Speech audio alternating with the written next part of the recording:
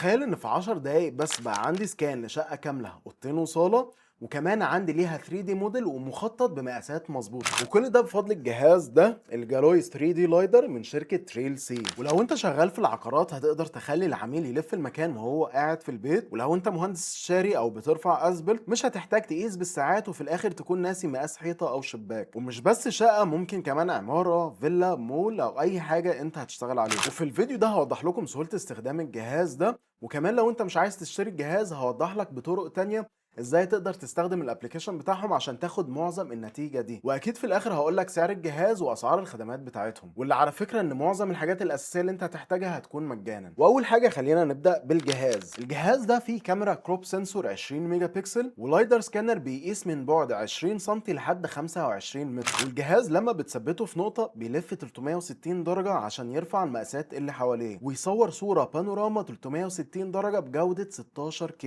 ويطبق الصور والابعاد على بعض، وكل ده بيحصل في 30 ثانية للنقطة الواحدة. نسبة الخطأ هي 20 ملي لو المسافة اللي هو بيقيسها بعيدة عن الجهاز ب 10 متر. وبيجي مع الجهاز ترايبود اللي بيثبت ويلف عليه، وبطارية وشاحن بطارية، وشنطة تقدر تحط فيها كل حاجة حتى الترايبود، والشنطة جودتها عالية جدا وهتحمي لك الجهاز. ازاي بقى تستخدم الجهاز؟ اول حاجة محتاج تنزل تطبيق ريل سي على تليفونك، وتربط التليفون على الجهاز عن طريق الواي فاي بتاع الجهاز، يعني مش محتاج انترنت. تاني حاجة قبل ما تبدأ لازم تتأكد ان الابواب كلها مفتوحة والدنيا منورة، ومش شرط ان يكون في كهرباء في المكان او فاتح النور، بس على الاقل اتأكد ان انت بتصور الصبح وشبابيك مفتوحة عشان النور يكون داخل المكان. وهتبدأ من اول نقطة عندك. لو افترضنا هتبدأ من باب البيت، هتصور النقطة، تستنى 30 ثانية هيقولك انه خلص على التليفون، وتتحرك على النقطة اللي بعدها. ولما تيجي تدخل أوضة اتأكد انك تعمل نقطة بره باب الأوضة وجوه باب الأوضة. وطبعا لو أوضة صغيرة انت مش محتاج تعمل اكتر من النقطة اللي هي هتكون قدام باب الأوضة، لكن لو الأوضة كبيرة ممكن تاخد نقطة تانية جوه الأوضة. وحاول وانت بتعمل سكان تمشي بترتيب منطقي، يعني ما تروحش في آخر الشقة وبعدين ترجع النقطة اللي بعدها تبقى في أول الشقة،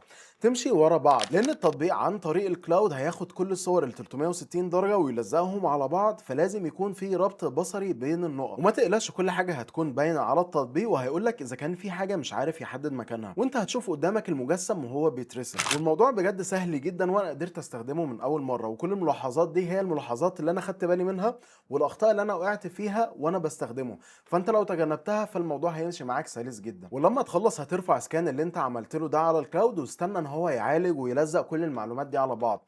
في شقه زي دي مثلا انا تقريبا استنيت حوالي 20 دقيقه، وراح مطلع لي كل حاجه جاهزه، وهيجي لك اشعار على التطبيق وهيجي لك ايميل يقول لك ان الاسكان بتاعك جاهز. والميزه كمان ان انت تقدر من على التليفون هتشوف المجسم كامل اللي انت عملت له سكان، تشوف المخطط بتاع اللي انت عملت له سكان، وكمان ترفع مقاسات من الاسكان من على تليفونك، يعني مش شرط ان انت تستخدم على الكمبيوتر. لكن لو هتستخدم الموقع بتاعهم فهيديك امكانيات اكتر بكتير، منها تقدر تدخل بيانات المكان مع الموقع، وكمان بيانات التواصل معاك. تقدر تروح على الفلور بلان وتعدل عليه زي اسامي الغرف، وتغير اماكن الابواب واتجاهاتها، تعدل على الحيطان لو ده مثلا في الخطه بتاعتك للمكان، وممكن تفرش البيت بالشكل اللي انت عايزه، وفي ادوات تسهل عليك كل ده عشان لما تيجي تبعت مخطط يكون جاهز بالشكل اللي انت عايزه واللي انت متخيله، مش محتاج ان انت لسه تعدل عليه او تدخله في اوتوكاد وتعدل عليه.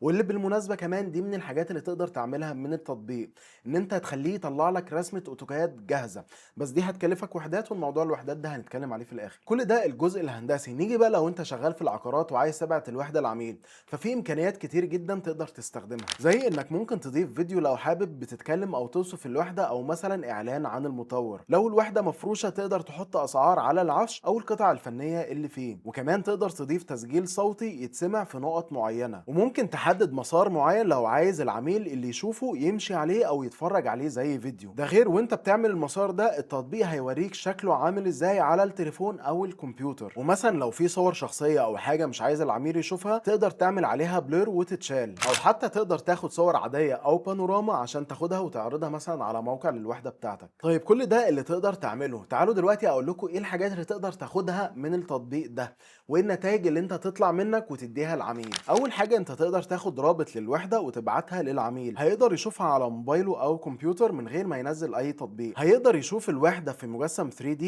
او يمشي في الوحده، او يشوف رسمه الوحده، وممكن ممكن يرفع اي مقاسات هو حاببها، وتقدر تخلي التطبيق يعمل لك فيديو في الوحده سواء بالطول او بالعرض. ممكن تخلي يبين لك على الزاويه رسمه الوحده والمكان اللي هو بيصور فيه، وتقدر تنزل صور فيها مخطط الوحده. وكل اللي انا قلته ده مجانا من غير ما تدفع اي حاجه. لكن في حاجات تانية هتقدر تعملها بس دي هتكلفك وحدات، وده عشان زي ما قلت في اول فيديو ان انت ممكن تستخدم التطبيق ده من غير ما تشتري الجهاز.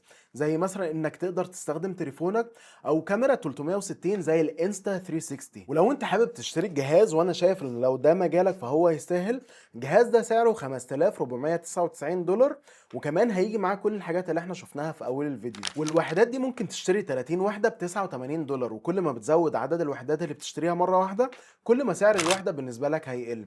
وانا شايف ان ده احسن بكتير، اللي انت بتدفع حسب اللي انت بتستخدمه، مش هتدفع اشتراك شهري مثلا على حاجه انت ممكن ما تستخدمهاش. ده غير ان انا زي ما قلت لكم في الاول كل الحاجات اللي احنا اتكلمنا عنها في الاول دي تقدر تعملها من غير ما تشتري وحدات. طيب الوحدات دي تقدر تعمل بيها ايه؟ تقدر تاخد منه مخطط اوتوجاد جاهز، وده هيكلفك 7 او 12 وحده حسب مساحه الوحده. تقدر تنزل صور رو او صور بانوراما جودتها 134 ميجا بكسل. ممكن تقدر تعمل مكالمه فيديو كول مع العميل بجوله 3 دي جوه المكان، يعني انت وهو هتبقوا بتكلموا وشايفين بعض وتتلفوا في الوحده، وكل ده وكل واحد في مكانه. ولو انت بتشتغل على 3 دي ماكس فتقدر تاخد منه فايل 3 دي يشتغل معاك او بوينت كلاود فايل. فكره الجهاز او المميزات اللي بتكلف وحدات فهي توفير وقت ومجهود، سواء بقى من تصوير او رفع مقاسات او رسم على الاوتوكاد. الموضوع ده من تجربتي الشخصيه، ممكن تلاقيني مثلا رايح ارفع اسبلت الفيلا او عماره، وتلاقيني قاعد يومين ثلاثه برفع في الاسبلت ويومين ثلاثه عشان ارسم الاسبلت ده، وفي الاخر الاقي نفسي ناسي شباك ولا ناسي حيطه مش رافع مقاسها. فباختراع زي ده او بتطبيق زي ده هيوفر لك وقت ومجهود كبير جدا، لان بجلسه واحده ممكن نص ساعه، ممكن ساعه، او حتى لو يوم كامل،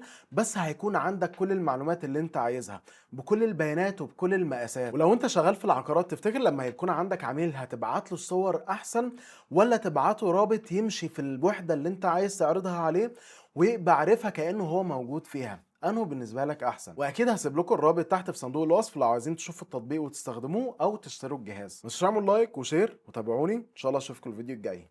السلام عليكم.